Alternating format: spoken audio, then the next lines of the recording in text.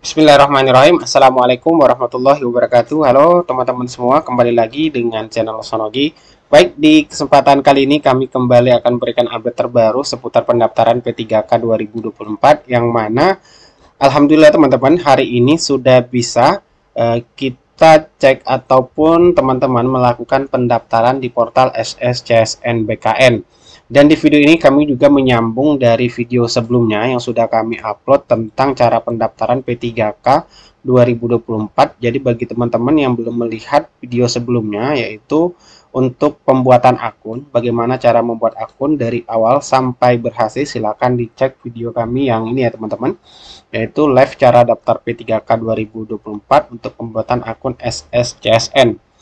Nah, untuk pembuatan akunnya sendiri ataupun pendaftaran ya, teman-teman, di sini sudah muncul jenis seleksi yang bisa teman-teman pilih. Apakah itu P3K Guru, P3K Teknis, ataupun P3K Tenaga Kesehatan. Nah, tentunya banyak dari teman-teman yang bertanya karena dari laporan yang kami terima ataupun dari info ya, dari teman-teman yang lain, ada yang bisa lanjut dan juga ada yang tidak bisa lanjut. Hal ini tentunya berkaitan dengan aturan yang ditetapkan di tahun 2024 bahwasanya untuk periode pertama adalah honorer yang terdata di database BKN, kemudian STHK 2 dan pelamar prioritas yang bisa lanjut seleksi P3K 2024. Nah, kita ambil contoh misalnya ya, kita pilih untuk P3K Guru. Nanti akan muncul galat seperti ini teman-teman ya. Jika teman-teman bisa lanjut, tentunya galat ini tidak akan muncul atau notifikasi ini tidak akan muncul. Dan apabila muncul seperti ini, bisa dipastikan Anda ataupun teman-teman tidak bisa lanjut untuk seleksi P3K di periode pertama ya. Karena di sini penjelasannya Anda tidak terdata kategori apapun. Silakan menghubungi helpdesk Kemendikbud ya di laman guru ppk kemendikbud.go.id. Nah, jika teman-teman mendapatkan notifikasi ini, silakan jika ingin menghubungi kontak ataupun helpdesk dari Kemendikbud, yaitu di portal guru ppk kemendikbud.go.id. Nah, begitu pula jika kita memilih di sini teman-teman ya, P3K teknis misalnya.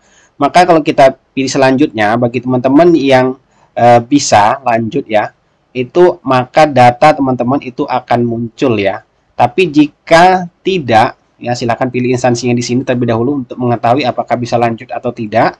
Ya silakan dipilih. Misalnya saya contohkan formasinya di sini khusus. Kemudian kalau kita pilih, nah ini artinya teman-teman tidak bisa lanjut karena di sini ada penjelasan Anda tidak terdata pada instansi teman-teman. Misalnya sini saya contohkan di Kabupaten Kampar misalnya. Karena jika Anda merasa telah didata pada pendataan non-ASN BKN tahun 2022, silakan memilih pada instansi tempat Anda terdata. Untuk pelamar yang tidak terdata, Anda diperkenankan untuk mendaftar pada tahap 2. Jadi teman-teman, ini adalah notifikasi bagi teman-teman yang tidak terdata dalam database BKN, diminta untuk melanjutkan proses pendaftaran nanti di tanggal 17 November. Tapi dengan ketentuan sesuai dengan Kemenpan ya, yang sudah dikeluarkan juga 347, 348 dan 349, bahwasanya yang bisa mengikuti periode kedua itu rekan-rekan honorer yang aktif bekerja 2 tahun berturut-turut ya teman-teman. Nah, jadi bagi teman-teman yang bisa lanjut pendaftaran, selamat ya, silakan dilanjutkan proses pendaftarannya. Semoga di tahun ini dipermudah untuk menjadi ASN P3K. Nah, untuk tampilannya sendiri seperti ini teman-teman. Kita mendapatkan contoh pelamar ya, yang apabila memilih instansi jenis formasi khusus, kemudian apabila muncul seperti ini, maka ini dipastikan teman-teman itu teman-teman terdata di dalam database BKN. Kemudian selanjutnya teman-teman silakan mengisi pendidikan, jabatan, formasi, unit pendapat dan lain sebagainya untuk melanjutkan proses pendaftarannya. Jadi ini seperti contoh notifikasi yang bisa lanjut untuk pendaftaran P3K 2024. Jadi teman-teman silakan isikan saja nanti kotak merah seperti ini untuk proses pendaftarannya teman-teman. Nah, kemudian bagaimana kalau seandainya teman-teman merasa juga sudah terdata ya, tapi ingin mengecek juga melalui portal SSCSN, itu juga bisa teman-teman. Karena di sini di helpdesk dari portal BKN ini juga menyediakan helpdesk ya. Di sini helpdesk, kalau kita klik di sini helpdesk, kita akan diarahkan beberapa helpdesk yang bisa kita tanyakan, mulai dari data diri, kemudian pengaduan data ASN, password, kemudian aduan ematrai. Nah, terakhir di sini ada pengaduan data non ASN. Nah, jadi silakan pilih opsi untuk permasalahan terkait pengecekan data non ASN. Teman-teman silakan saja klik yang ini ya, pengecekan data non ASN. Nah, kemudian isikan nama lengkap teman-teman, kemudian nomor induk KTP 16 karakter, kemudian nama instansi, ini autocomplete ya teman-teman. Misalnya kita ketikkan saja sampai 3 huruf atau 4 huruf, itu langsung muncul yang bisa kita pilih.